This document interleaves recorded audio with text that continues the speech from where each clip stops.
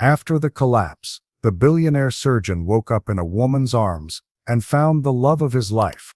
"Hi, my most deeply cherished, honored, and irreplaceable family. How are you, my heart? This is your host, Dr. Tom, and I speak to you with a love so deep, so sacred, that words will never be enough.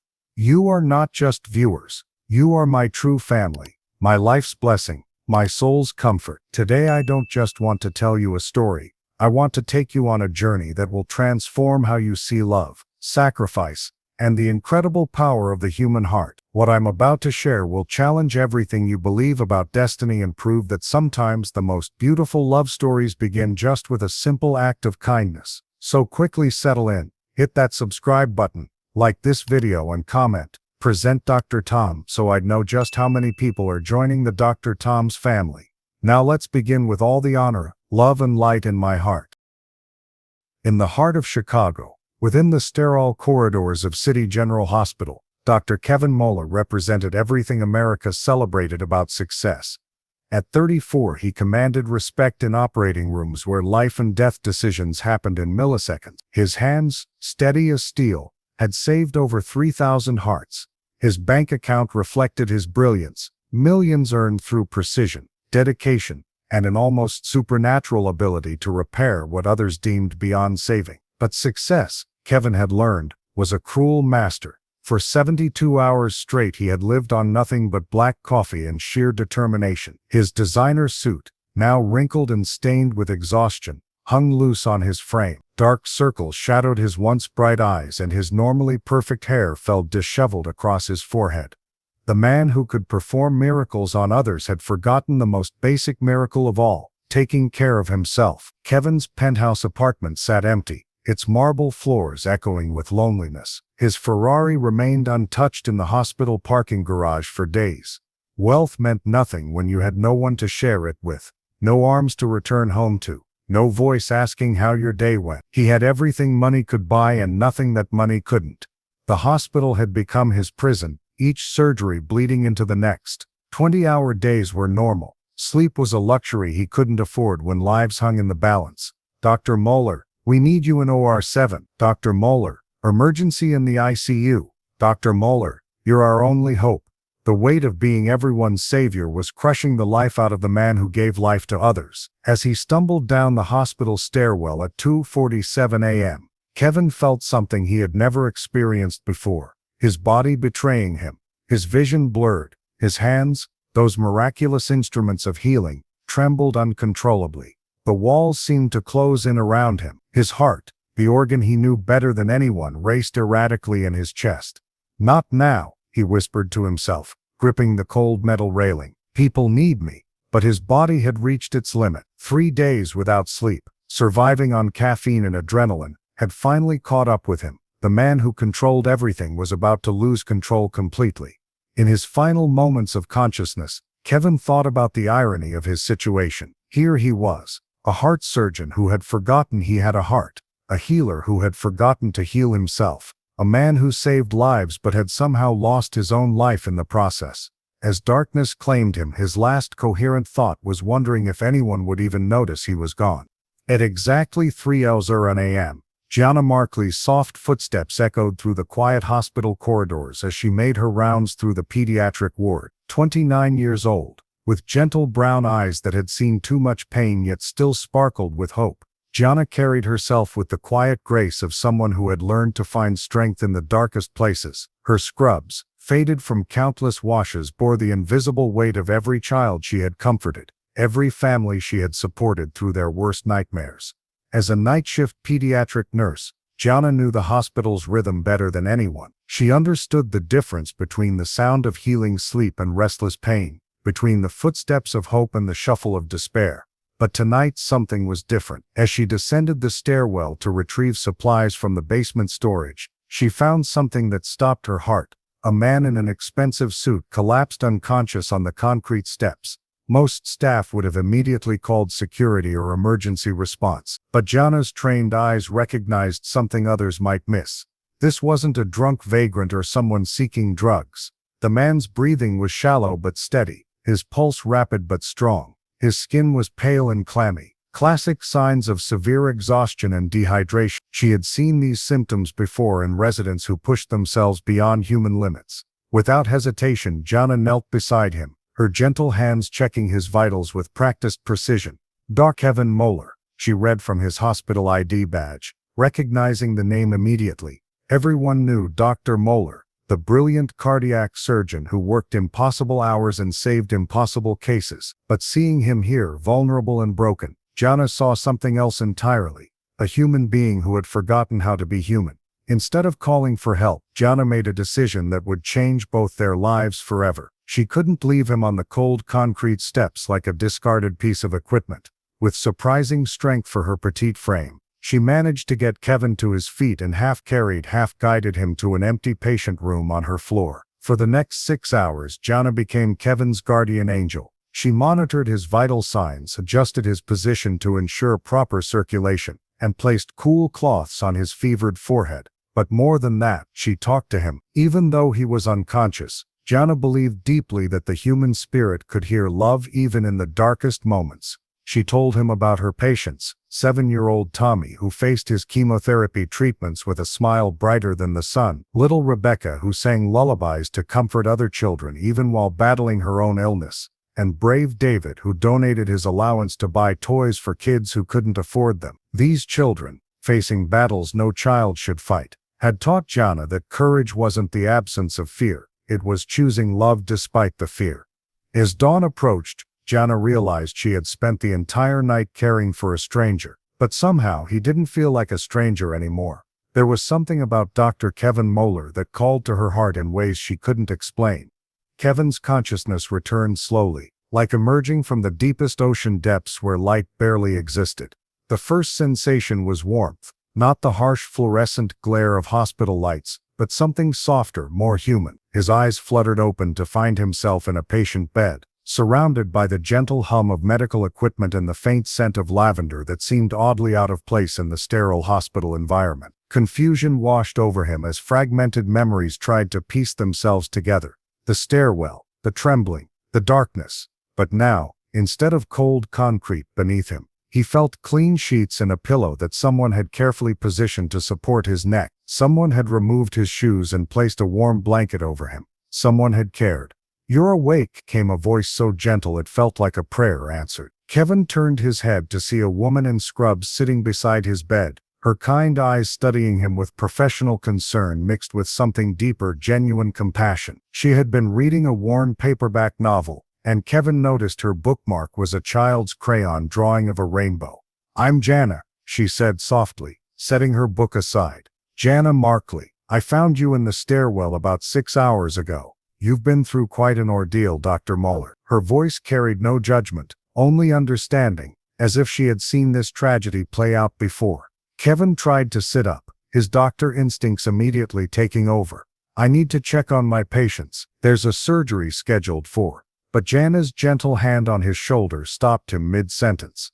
"Dr. Rodriguez covered your morning procedures," she said calmly. "Your patients are fine, but you—" She paused, choosing her words carefully. "When did you last eat a real meal? When did you last sleep more than 2 hours? When did you last do something just for yourself?"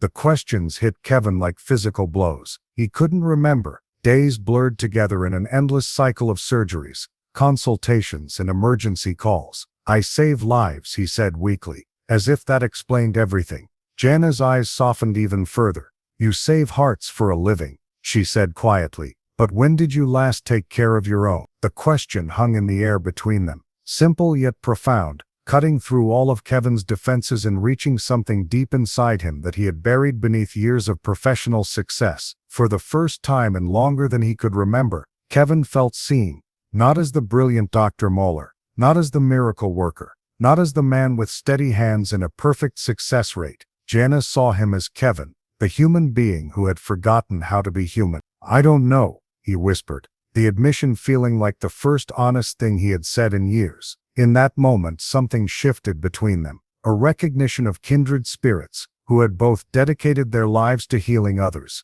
yet had somehow lost pieces of themselves in the process. What began as a chance encounter in a hospital stairwell slowly transformed into something neither Kevin nor Jana had expected, a connection that defied the boundaries of their different worlds. Over the following weeks, Kevin found himself taking routes through the hospital that just happened to pass by the pediatric ward during Jana's shifts. These weren't coincidences, though he told himself they were. Something about Jana's presence had awakened a hunger in his soul that he couldn't name. Their conversations started small, brief exchanges about patient care, hospital policies, the weather. But gradually, they deepened into discussions about life's bigger questions. During quiet moments in the hospital cafeteria at 3 a.m., when the rest of the world slept, Kevin and Jana would sit across from each other and talk about what healing really meant. "You know," Jana said one evening, stirring her coffee thoughtfully, "I've watched you work. You're incredible in that operating room. But healing isn't just about fixing what's broken. It's about nurturing what's whole, helping people remember they're more than their wounds." Her words challenged everything Kevin thought he knew about his profession. Through these late-night conversations, Kevin learned that Jana was working double shifts to pay for her father's expensive heart medication. The same condition Kevin specialized in treating cost more than Jana earned in 6 months. Yet she never complained, never asked for help, never showed anything but quiet determination and unshakable faith. She carried the weight of her father's illness with grace that left Kevin in awe. "How do you do it?" Kevin asked one night, genuinely amazed by her strength. "How do you carry so much and still smile? How do you give so much to others when you have so little for yourself?" Jana was quiet for a long moment, watching the city lights twinkle through the hospital windows. "Because giving love doesn't make you poor," she said finally. "It makes you rich in ways that matter. My patients, my father, they've taught me that the most beautiful things in life can't be bought or sold. They can only be shared." Kevin felt something inside his chest crack open. Not the clinical analytical heart he knew so well, but something deeper, more vulnerable. In Jana's presence he wasn't Dr. Moeller, the renowned surgeon. He was just Kevin, a man who had been sleepwalking through his own life until a gentle nurse showed him what it meant to truly live. Their friendship deepened week by week. Kevin began eating regular meals again, sleeping actual hours instead of cat naps between surgeries. Jana's influence was quietly revolutionizing his entire approach to medicine and life. She was teaching him that healing wasn't just about surgical precision.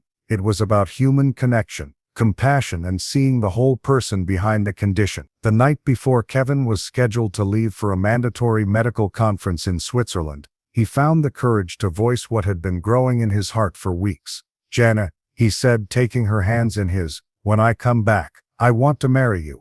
Wait for me, I'll return and we'll build something beautiful together." Her answer was a kiss that grew into an intense romantic moment, their lips locked and his body gentle against hers that felt like promises and forever. The morning of Kevin's departure arrived too quickly, like dawn breaking over a perfect dream that neither wanted to end. As he stood in the hospital parking garage beside his Ferrari, suitcase in hand, the weight of leaving Jana felt heavier than any surgical procedure he had ever performed. The Swiss medical conference was mandatory, a career-defining opportunity that could elevate his standing in the international medical community. But for the first time in his life, professional advancement felt meaningless compared to what he was leaving behind. "This is just 3 weeks, Kevin whispered, pulling Jana close against his chest, breathing in the lavender scent that had become his definition of home. 21 days. And then I'll be back to make good on every promise I've made to you." His voice carried the confidence of a man who had never failed at anything he set his mind to. Yet beneath that certainty lay a tremor of fear he couldn't quite explain. Jana pressed her face into his shoulder, memorizing the feeling of his arms around her, the steady rhythm of his heartbeat against her cheek. "Wait for me," he had said the night before, and those 3 words had become her anchor, her prayer, her reason to believe in tomorrow. She had never been the type to build her life around a man, but Kevin wasn't just any man, he was her soul's recognition of its other half. "I'll be right here when you get back," she promised, looking up into his eyes with a faith so pure it took his breath away. "We'll build something beautiful together, just like you said, something that will last forever." Her hands traced the lines of his face as if she could memorize every detail to carry her through the weeks ahead. The kiss they shared before he left was different from all the others, desperate yet tender, filled with the weight of separation and the promise of reunion. Neither wanted to be the first to pull away, as if breaking the kiss would somehow break the spell that had brought them together. When they finally parted, Kevin rested his forehead against hers, both of them breathing heavily from the intensity of emotions too large for words. "I love you, Jana Markley," Kevin said, the declaration feeling both like the first time he had said it and like something he had been saying his entire life. "When I come back, I'm going to marry you properly, with a ring that matches the beauty of your heart, and a ceremony that tells the whole world how blessed I am to have found you." As Kevin's car disappeared into the Chicago traffic, Jana stood in the parking garage long after the sound of his engine had faded. She touched her lips where his kiss still lingered and whispered his promise back to the empty air. "Wait for me," 3 words that would become her lifeline through the storm that was about to engulf her world, though neither of them could have foreseen the cruel twists of fate that would test their love beyond anything they thought possible.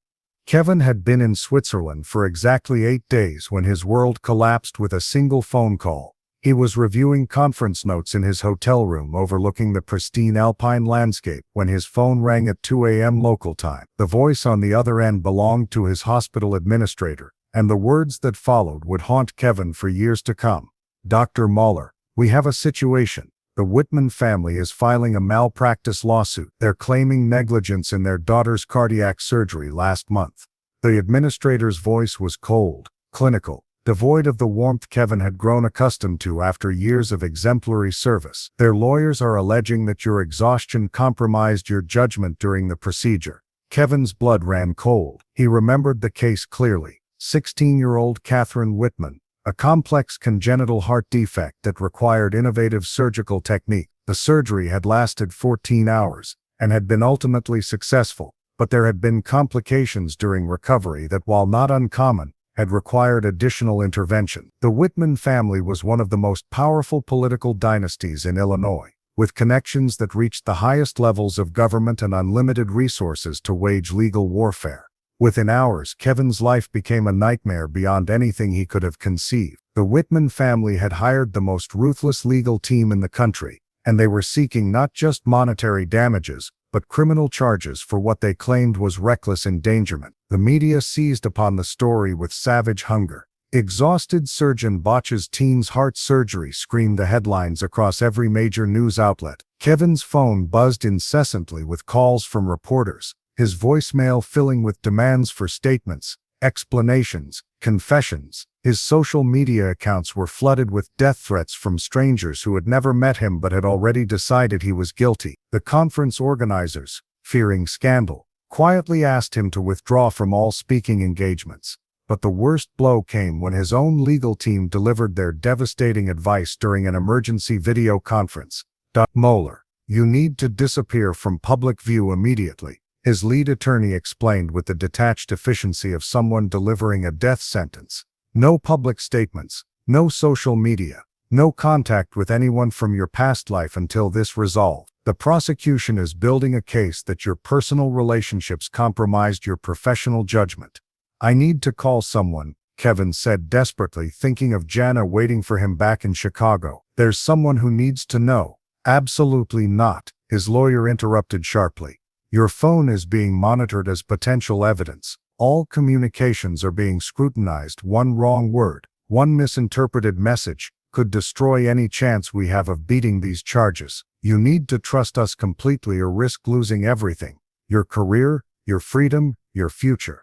With trembling hands, Kevin watched as investigators confiscated his phone, his laptop, every device that could connect him to the world he had left behind. In one devastating moment, Jana's contact information, their text messages, their photos together, everything that proved their love existed, disappeared into an evidence locker, leaving Kevin completely cut off from the woman he had promised to return to. 2 weeks after Kevin's departure, Jana stood in the small bathroom of her modest apartment, staring at the plastic test in her trembling hands. 2 pink lines stared back at her with undeniable clarity. She was pregnant with Kevin's child. The realization hit her like a physical blow, sending waves of joy and terror crashing through her simultaneously. She pressed her hands to her still flat stomach, tears streaming down her face as she whispered, "Our baby. Kevin, we made a baby." Her first instinct was to call him immediately, to share this miraculous news that would bind them together forever. But when she dialed his number, she was met with an automated message: "The number you have dialed is no longer in service." Confused, she tried again, Then again, each failed attempt sending panic deeper into her chest. Finally, she called the conference center in Switzerland, only to be told that Dr. Moeller had checked out unexpectedly and left no forwarding information. Desperate for answers, Jana called City General Hospital, her voice shaking as she asked for Dr. Moeller's whereabouts.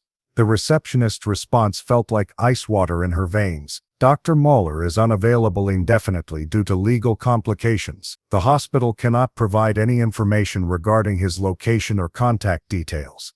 The line went dead, leaving Jana staring at her phone in shocked disbelief.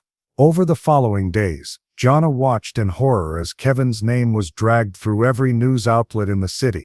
The headlines painted him as a reckless surgeon whose negligence had nearly killed a young girl. Seeing the man she loved portrayed as a monster on television broke something fundamental inside her. She knew Kevin's heart, knew his dedication to his patients, knew that every breath he took was devoted to saving lives. Yet the world saw only scandal and sensation.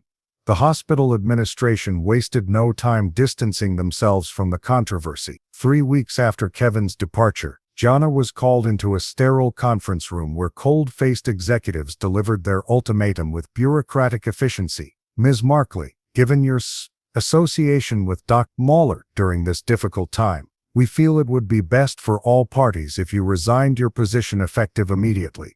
Association, Jana's voice cracked with disbelief. We work together, we're colleagues. This is my job, my career.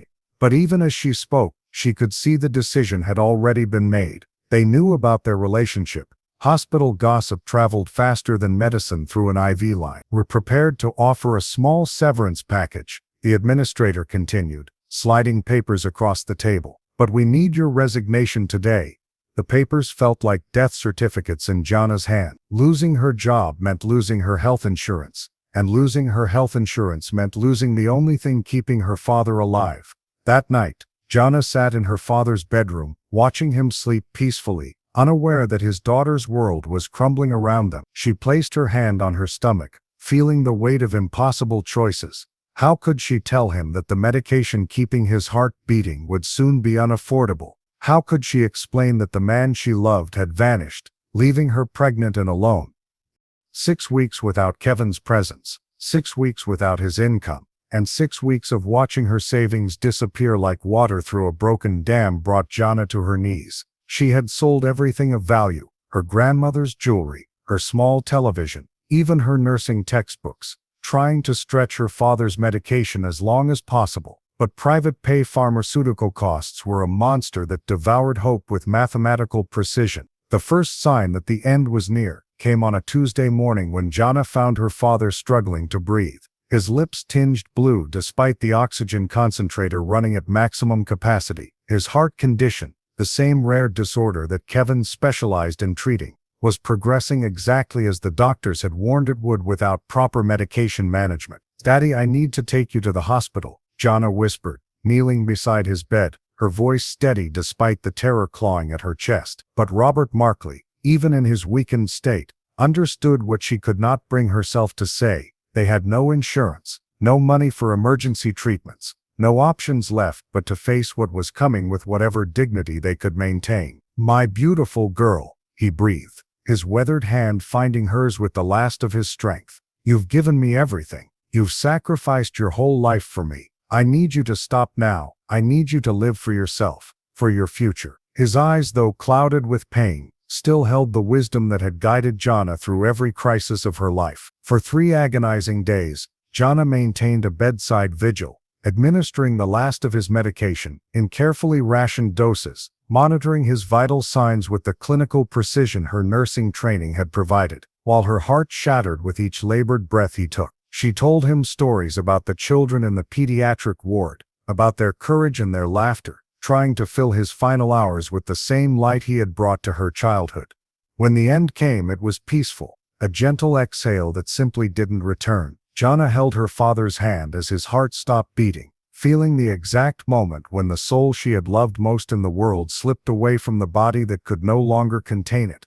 "I'm so sorry, Daddy," she whispered through tears that felt like they would never stop. "I tried so hard. I gave everything I had, but it wasn't enough. I failed you."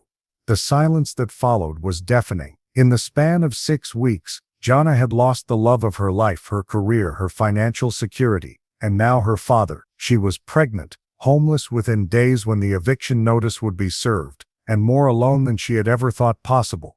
As she sat in the darkness of her father's room, the weight of her circumstances pressed down on her like a physical force. For a terrifying moment, Jana found herself wondering if taking her life and joining her father would be easier than facing the impossible road ahead. But then, as if summoned by her despair, Kevin's promise echoed in her memory. "Wait for me, I'll return and we'll build something beautiful together." Even though that hope felt like a cruel joke, she placed both hands on her growing belly and made a vow that would save her life. She would survive for this child, no matter what it took.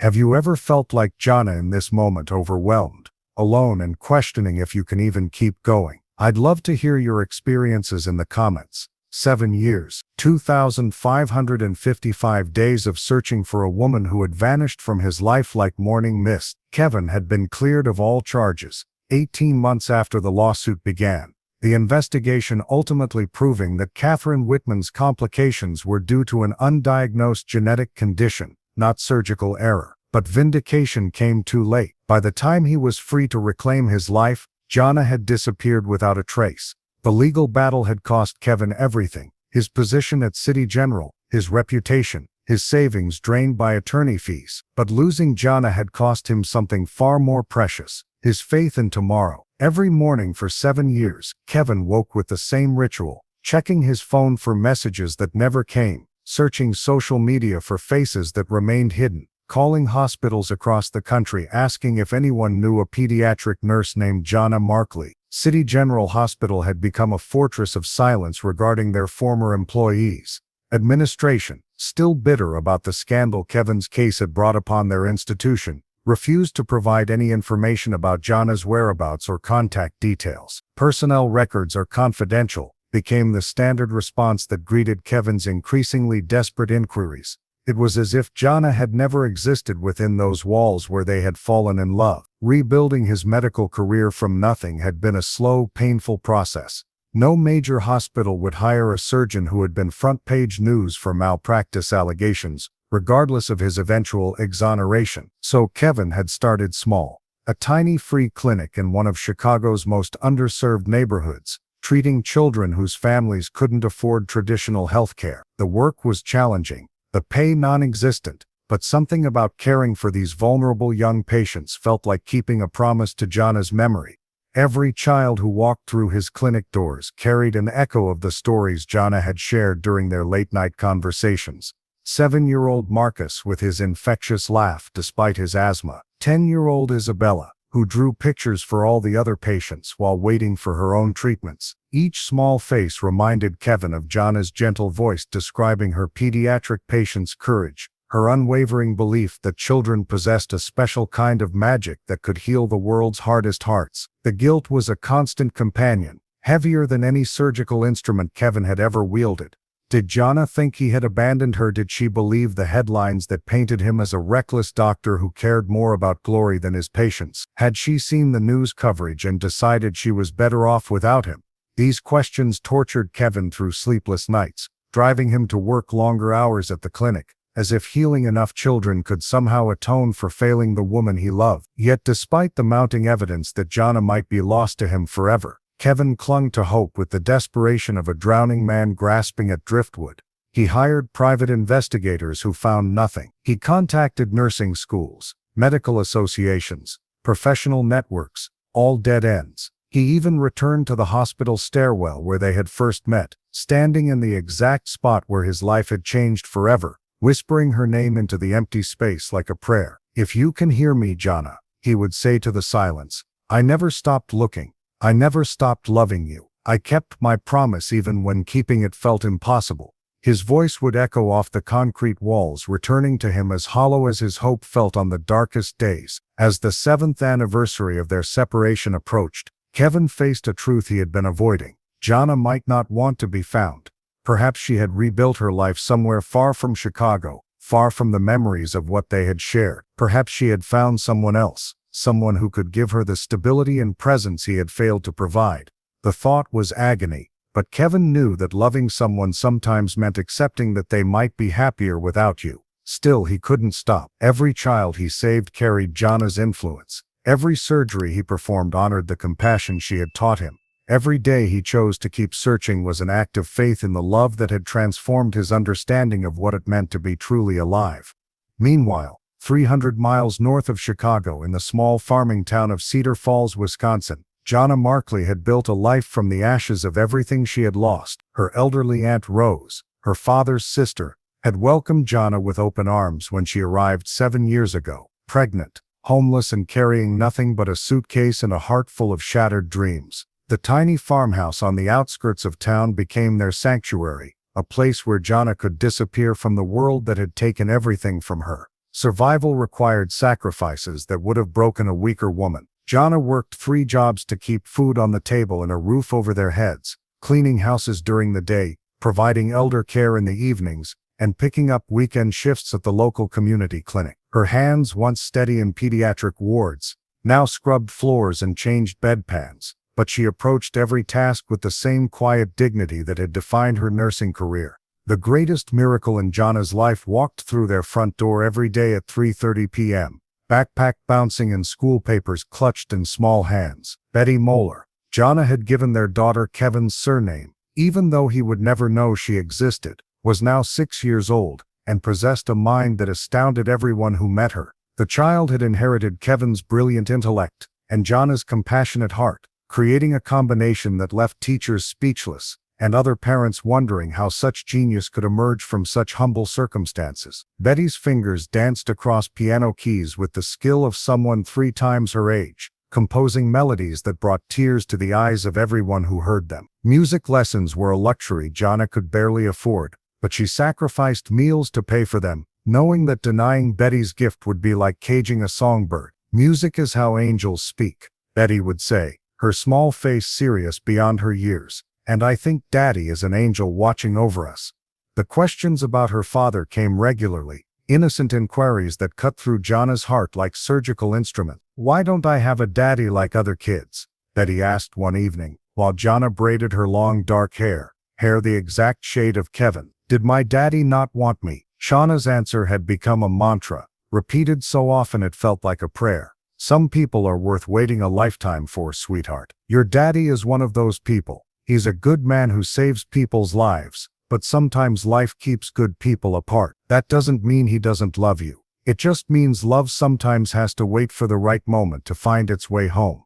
What Jana never told Betty was that their wait might be eternal. Hidden in Jana's dresser drawer, beneath old nursing uniforms she could no longer bear to wear, lay a collection of letters she had written to Kevin over the years. Dozens of them, each one a piece of her heart poured onto paper, each one describing Betty's milestones, their struggles, their small victories. Letters she wrote knowing they would never be sent, because she had no idea where to send them. The cruelest irony was that Jana was slowly developing the same rare heart condition that had killed her father. She felt it in the shortness of breath during long cleaning shifts, the irregular heartbeat that kept her awake at night, the fatigue that no amount of rest could cure. Without health insurance or the money for proper treatment, Jana knew she was facing the same fate her father had met. She hid her symptoms from Betty, taking over-the-counter medications when the pain became unbearable, and writing letters to her daughter to be opened after she was gone. Every night, Jana kissed Betty goodnight and whispered the same promise Kevin had made to her 7 years ago: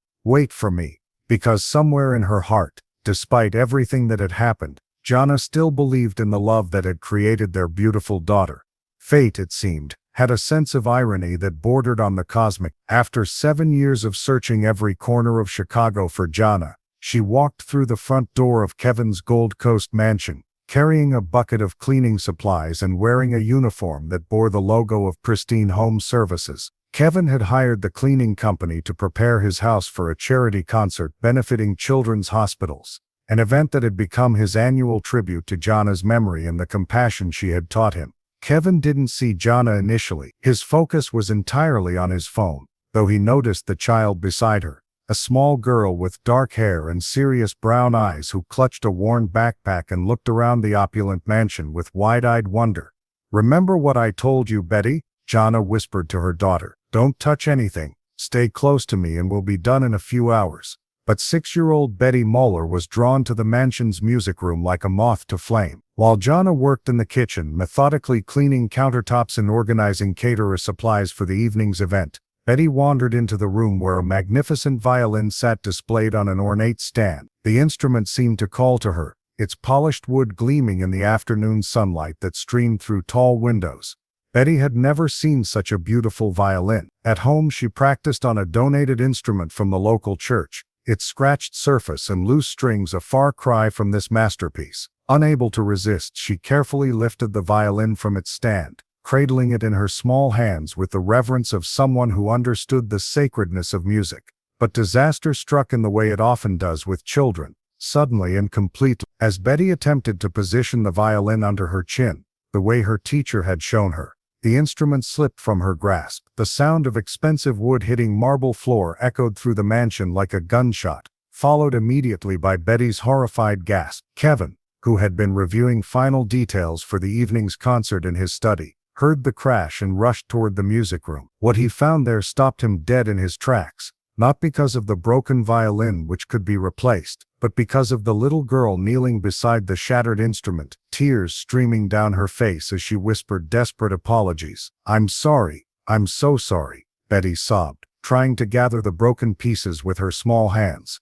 "I didn't mean to break it. I just wanted to play something beautiful. Please don't be angry. Please don't tell my mommy. She worked so hard, and we can't afford to pay for this." But Kevin wasn't looking at the violin. He was staring into eyes that were mirror images of his own, the same deep brown color, the same long lashes, the same intense expression he saw in his reflection every morning. The child's face was a perfect blend of features he recognized with shocking clarity, his own eyes and chin, but Jana's delicate nose and gentle smile.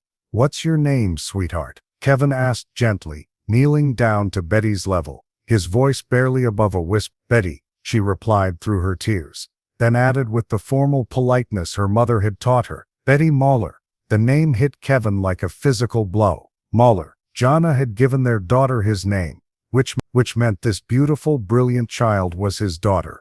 The daughter he never knew existed. The family he had been searching for had just walked into his home. "Betty Moeller," Kevin repeated softly, the name feeling like a prayer answered and a dream realized all at once. He studied his daughter's face with wonder, seeing Jana's gentle spirit reflected in the child's concerned expression. "How is this possible? I have a daughter." Betty's tears stopped abruptly as she examined Kevin's face with the intensity of someone trying to solve the world's most important puzzle. After what felt like an eternity, she asked the question that would haunt Kevin for the rest of his life. "Daddy, were you lost or were we lost?" The innocent inquiry shattered something fundamental inside Kevin's chest. While he had spent 7 years believing he was searching for them, his daughter had grown up thinking they were the ones who were lost.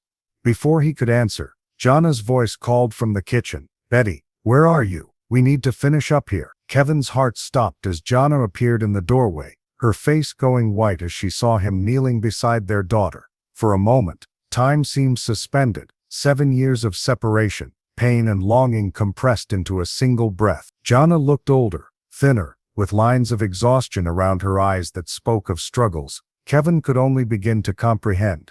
"Kevin," she whispered, her voice breaking on his name like a dam finally giving way. "I've been looking for you," he said, rising to his feet but afraid to move closer, afraid that any sudden movement might make this miracle disappear. "Every day for 7 years I've been looking for you." Jana's legs gave out beneath her, and Kevin caught her just as she collapsed, pulling her against his chest as 7 years of suppressed emotion poured out of both of them.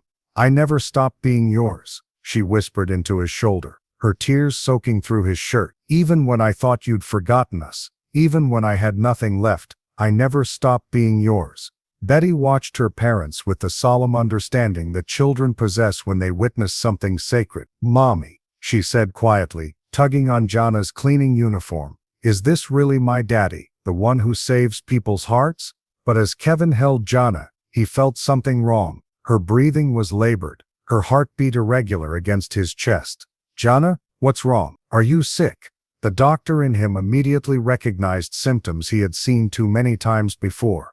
"It's nothing," Jana tried to dismiss, but Kevin's trained hands were already checking her pulse, noting the pallor of her skin, the slight blue tinge around her lips. "Jana, it's not nothing. You're sick. Have you even had any checkups?" Kevin asked with genuine concern.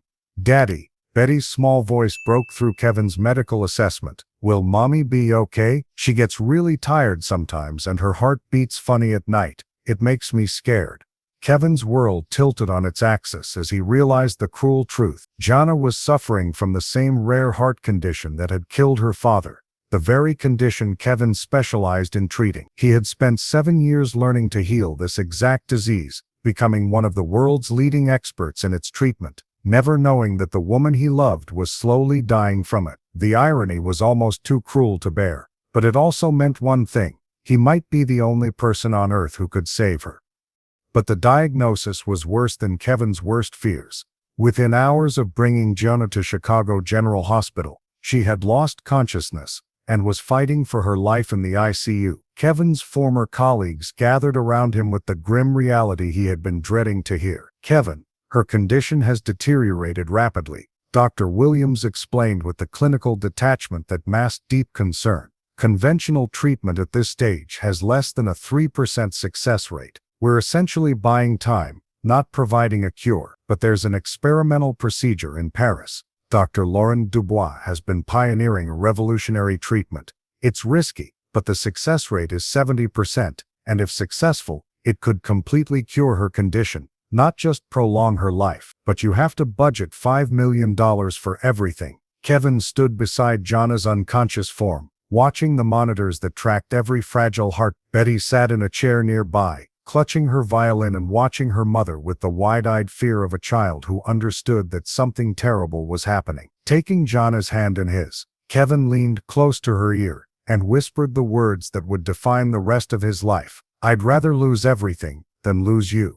That same day, Kevin transformed 7 years of rebuilding into liquid assets with ruthless efficiency. The mansion that had taken him 3 years to afford sold to a tech mogul for $200,000 less than its market value because Kevin needed cash immediately, not the best price. His investment portfolio, carefully constructed through years of financial discipline, became numbers on emergency transfer documents. His vintage car collection went to dealers who knew a desperate seller when they saw one, offering prices that would have been insulting under normal circumstances but were accepted without negotiation. Each signature felt like signing away a piece of his soul. The medical equipment he had purchased with his first attending physician's salary, the art collection he had built piece by piece, even the watch his mentor had given him when he completed his residency. Everything became currency in the desperate mathematics of saving Jana's life. The emotional pain of watching his life's work reduced to quick sale prices cut deeper than any scalpel. But Kevin signed every document without hesitation. The flight to Paris was a medical evacuation that Kevin coordinated with military precision. 2 critical care practitioners accompanied them, monitoring Jana's vitals throughout the journey, while Betty pressed close to Kevin's side, asking questions he couldn't answer about whether her mother would wake up. For 3 agonizing days in Paris, Kevin and Betty maintained their vigil while Dr. Dubois performed the experimental procedure. The waiting room became their temporary home, Betty practicing quiet melodies on her violin, while Kevin whispered stories to Jana's unconscious form about their daughter's courage, their love, their future together. When Jana finally opened her eyes on the 5th day, the first thing she saw was Kevin and Betty watching over her with expressions of exhausted relief. "Don't tell me you guys followed me to the afterlife," she whispered with a weak smile. "No, my love," Kevin laughed through his tears. "You're alive. You're going to be okay." When Kevin finally told Jana what the treatment had cost, her face crumpled with understanding. "No," she protested, tears streaming down her face. "You didn't have to give up everything you'd rebuilt. Your life, your career, your future." Kevin took her face in his hands as she lay in the hospital bed, looking into her eyes with the same intensity he had shown in operating rooms where he fought death itself. "My life, my career, my future, they mean nothing without you. I'd rather lose everything again and again than lose you. I'd rather be poor with you than rich without you. I'd rather have one day with you and Betty than a lifetime of wealth and emptiness." The healing that followed wasn't just medical. It was spiritual and emotional. binding their family together stronger than ever before. 6 months after the experimental treatment in Paris, Jana stood in the doorway of their now modest Chicago apartment, watching Kevin and Betty work together at the kitchen table on her math homework. The sight still took her breath away, not from her heart condition, which Dr. Dubois had declared completely cured, but from the pure joy of seeing her daughter finally have the father she had always dreamed of. Kevin had returned to Chicago with nothing but love and a family worth more than any fortune he had ever possessed. They rented a small 2-bedroom apartment above Mrs. Eliza's bakery, where the scent of fresh bread filled their mornings and Betty's violin music drifted through the windows each evening. Kevin had taken a position at the same community clinic where he had worked before, earning a fraction of his former salary but finding more fulfillment than he had ever known in the operating rooms of prestigious hospitals. "Daddy, listen to this song I wrote for Mommy," Betty announced, positioning her violin with the confidence of someone who had inherited musical genius from somewhere beyond earthly explanation. As the melody filled their small home, Kevin felt tears spring to his eyes. His daughter, their daughter, was creating beauty from the love that had survived 7 years of separation, creating hope from the ashes of everything they had lost and found again. Jana joined them at the table, taking Kevin's hand in hers while Betty continued to play. "Do you ever regret it?" she asked quietly. "Giving up everything you worked so hard to build?" Kevin looked around their tiny apartment with its second-hand furniture and mismatched dishes, then at Betty's bright eyes and Jana's healthy color, and smiled with the contentment of a man who had finally learned the difference between having everything and having what mattered most. "My greatest surgery wasn't performed in an operating room," he said, bringing Jana's hand to his lips. "It was putting our family back together. Everything I lost was just stuff: houses, cars, bank accounts. But this," he gestured to encompass their small world, "this is what I was really searching for my whole life." As Betty kept playing, Kevin held Jana as they swayed together, gently to the melody. In that moment, they both realized that their love story had become something greater than romance. It was proof that some promises transcend time, some bonds survive any trial, and some families are worth sacrificing everything to save. They had built something beautiful together, just as Kevin had promised 7 years ago. Love had conquered loss, hope had triumphed over despair, and a family torn apart by cruel circumstances had been made whole by the unbreakable power of the human heart. My dear family, as we're about to end this incredible journey together, I want you to think about this. Kevin and Jana's love wasn't just about finding each other. It was about becoming the people worthy of that love. Kevin learned that true wealth isn't in bank accounts but in the arms that hold you. Jana discovered that waiting for love isn't passive. It's the most courageous act of faith. And little Betty, she got the father she always dreamed of and the mother she helped keep alive through her love. So if this story has moved you, if it's reminded you what really matters in life, I need you to do 3 things. Like this video, to show me you believe in love like this. Subscribe because I have more stories that will touch your soul. And share this with someone who needs to remember that true love never gives up.